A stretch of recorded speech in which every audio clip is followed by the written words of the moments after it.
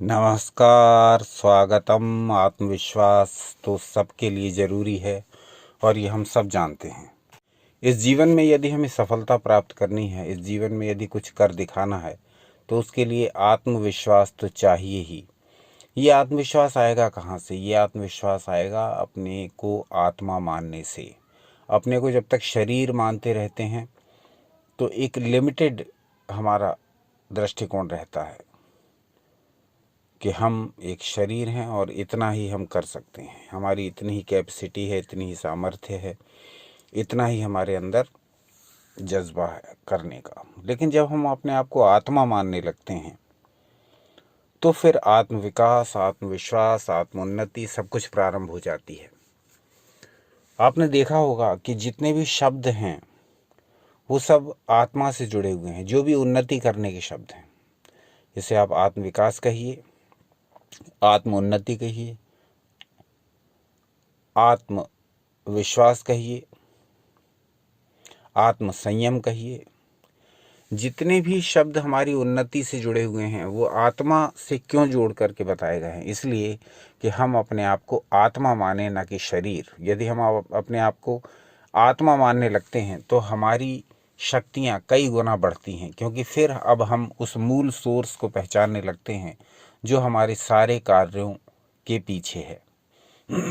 तो हमारे शास्त्रों में भी इस विषय में बहुत कुछ कहा गया है। आप कहेंगे तो आत्मविकास, आत्मा को पहचानना, इन सब विषयों के ऊपर एक अलग से विस्तृत वीडियो बनाएंगे। आज हम ईश उपनिषद के एक वाक्य की चर्चा, एक श्लोक की चर्चा करेंगे,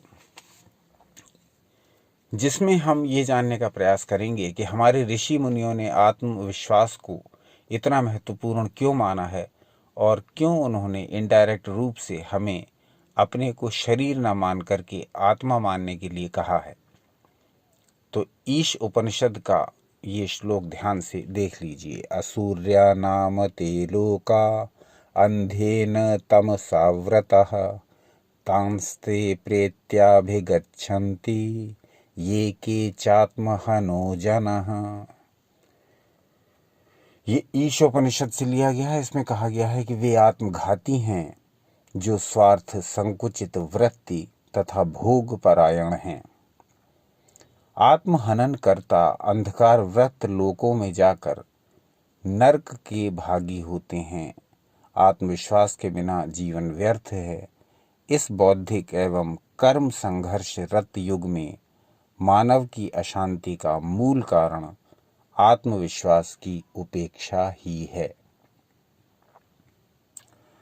तो उन्होंने कहा कि यदि हम तामस, यदि हम अंधकार, यदि हम पतन, यदि हम दुष्प्रवृत्तियों से बचना चाहें तो उसके लिए हमारे पास एक उपाय ये है कि हम अपने को आत्मा माने, हम अपनी आत्मा की पुकार सुने, हम अपनी आत्मा पर विश्वास रखें। यदि हम ये सब कर पाए तो हमको अंधकार, हमको दुर्गति, हमको नारकीय स्थिति, हमको दुष्प्रवृत्तियां नहीं प्राप्त होंगी। हम अपना हनन नहीं करेंगे, हम अपना पतन नहीं करेंगे, हम अपने को गिराएंगे नहीं। हम ये जान जाएंगे कि हम ये शरीर नहीं हैं, हम ये आत्मा हैं। इतना भर जान लिया तो हमारी आधी से अधिक जो समस्याएं हमें इस समय घेरे हुए हैं वो तो स्वतः ही नष्ट होने लगेंगी। अभी तक हम अपने आप को शरीर मान रहे हैं और भीतर से अपने आप को डेवलप करने की कोशिश कर रहे हैं। लेकिन यदि हम अपने आप को आत्मा ही मानना प्रारंभ कर देंगे तो धीरे धीरे करके हम उस ध्वनि से परिचित होने लगेंगे जो हमें निरंतर उन्नति की राह पर ले जाने के लिए हमारे भीतर से निर्देश हमें प्राप्त कराती रहती है, आदेश हमें प्राप्त कराती रहती है। ये तभी होगा संभव जब हम अपना आत्म कल्याण करने के लिए उद्धत हो जाएंगे, हम अपना आत्म कल्याण करने के लिए लगे रहेंगे। हम इतना भर कर लें कि हम अपने आप को आत्मा माने। आत्मा मानने मात्र से ये आत्मा हमें निर्देशित करने लगेगी और हमें पतन और हमें दुर्गति और हमें दुख दोष क्लेशों से बचाती हुई हमें उन्नति के उस मार्ग की ओर ले जाएगी जिसका हम स्वप्न देखा करते हैं।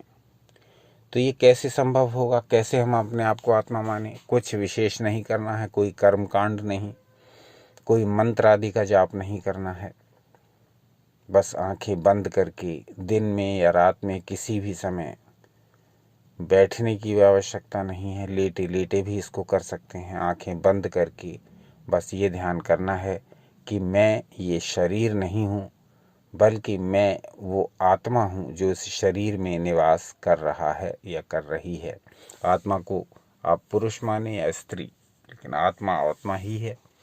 वो पुरुष स्त्री सभी जीवित शरीरों में विद्यमान है। तो बस आपको पूरे दिन में 1-2 मिनट के लिए ध्यान करना है कि मैं ये शरीर नहीं हूँ, बल्कि मैं ये आत्मा ही हूँ। जैसे जैसे अपनी आत्मा से परिचित होते जाएंगे, जैसे जैसे अपनी आत्मा के स्वरूप को, जो कि शाश्वत है, सदा रहने वाला है, समझते जाएंगे, तब आपके कार्य, इस संसार के भी कार्य बहुत सरलता से, सुगमता से संपन्न होने लगेंगे। आप अपने को हमेशा उन्नति की ओर जाता हुआ अनुभव करेंगे, क्योंकि तब वो आत्मा जिसका आप परिचय पा रहे हैं, जिससे आप संपर्क कर रहे हैं, जिसके बारे में आप अवेयर हो रहे हैं, तो वो आत्मा आपको निर्देशित करना प्रारंभ करेगी। इतना करके देखिए।